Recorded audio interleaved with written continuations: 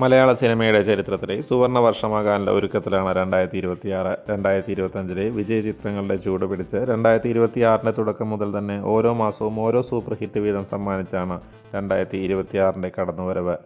സർവമായാണ് ഈ തേരോട്ടത്തിന് തുടക്കമിട്ടത് എന്ന് പറയാം. 5 വർഷത്തോളം ഹിറ്റുകളില്ലാത്ത കാലമായിരുന്നു നിവിൻ പോളിക്ക്. തൊട്ടതെല്ലാം തോറ്റുപോയ കാലം. പക്ഷേ സർവമായ എല്ലാം പൊളിച്ചെഴുതി. സത്യത്തിൽ സിനിമയിൽ നിവിനേക്കാൾ പ്രേക്ഷകരെ ആകർഷിച്ചത് ഡെലിലുവായി വന്ന റിയ ഷിബുവാണെന്ന് പറയാം. സ്വന്തമായ ഒരു ബബ്ലി സ്റ്റൈലിൽ അവൾ പ്രേക്ഷകരെ കയ്യിലെടുത്തു.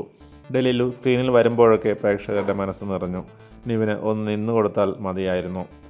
151 കോടിയാണ് വേൾഡ് വൈഡ് കളക്ഷൻ നേടിയത്. യുദ്ധത്തിൻ്റെ മാന്ദ്യം സിനിമയെ ബാധിക്കുമോ എന്ന് ഭയന്നിരുന്ന സമയത്താണ് ആട് 3 റിലീസായത്. ഇന്ത്യൻ സ്ക്രീനിൽ നേടിയ കളക്ഷനേക്കാൾ കൂടുതലാണ് വിദേശത്ത് നിന്ന് വാരിയത്. ഇന്ത്യയിൽ നിന്നും 51 കോടി കളക്ട് ചെയ്ത സിനിമ വിദേശ സ്ക്രീനുകളിൽ നിന്നും 61 കോടി നേടി. മലയാള സിനിമയുടെ ചരിത്രത്തിലെ വമ്പൻ റിലീസ് മാസമാകാനൊരുങ്ങുകയാണ് മെയ്. 4 ബിഗ് ബജറ്റ് സിനിമകളാണ് മെയ്യിൽ റിലീസാകുന്നത്. ആദ്യമെത്തിയത് പ്രേക്ഷകർ ആകാംക്ഷയോടെ കാത്തിരുന്ന പേട്രിയറ്റാണ്. മമ്മൂട്ടിയും മോഹൻലാലും വർഷങ്ങൾക്ക് ശേഷം ഒന്നിക്കുന്ന സിനിമയാണ് പേട്രിയറ്റ്. മഹേഷ് നാരായണൻ സംവിധാനം ചെയ്യുന്ന പേട്രിയറ്റിൻ്റെ നിർമ്മാണ ചെലവ് 140 കോടിയാണ്.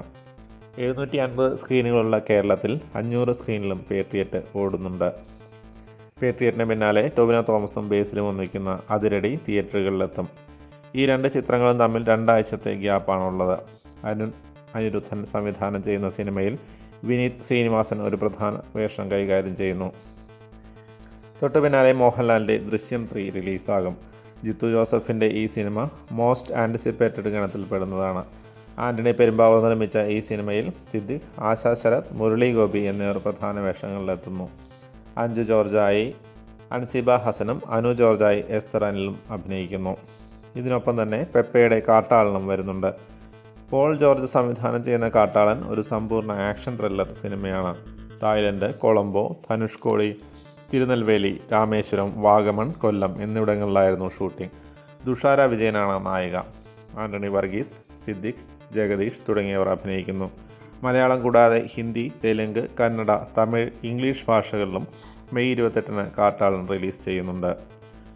ക്രൈം ത്രില്ലർ ഗണത്തിൽപ്പെടുന്ന സിനിമയായ ദൃശ്യം 3 ഷൂട്ടിംഗ് പൂർത്തിയാകുന്നതിന് മുമ്പ് തന്നെ 350 കോടി രൂപയുടെ പ്രീ ബിസിനസ് നേടിക്കഴിഞ്ഞു.